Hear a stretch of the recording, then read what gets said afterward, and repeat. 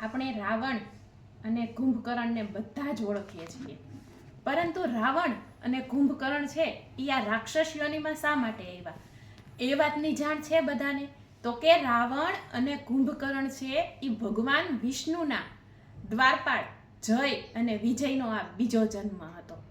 હવે એક દિવસ વૈકુંઠમાં બ્રહ્માજીના 4 પુત્રો સનત, સનાતન, સનંદન અને સનક કુમાર, આ ચારેય પુત્રો ભગવાન વિષ્ણુના દર્શન કરવા આવે છે.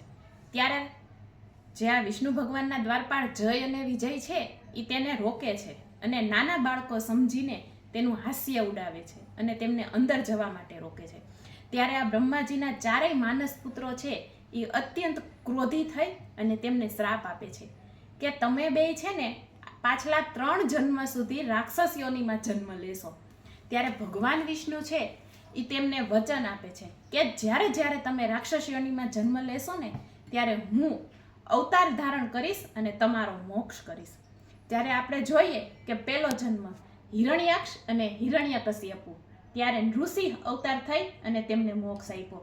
બીજો જન્મ રાવણ અને કુંભકર્ણ, ત્યારે રામ અવતાર થઈ અને તેમને મોક્ષ આપ્યો. ત્રીજો અવતાર શિશુપાલ અને દંતવક્ર, ત્યારે ભગવાન શ્રી કૃષ્ણનો અવતાર ધારણ કરી અને તેમને મોક્ષ આપ્યો.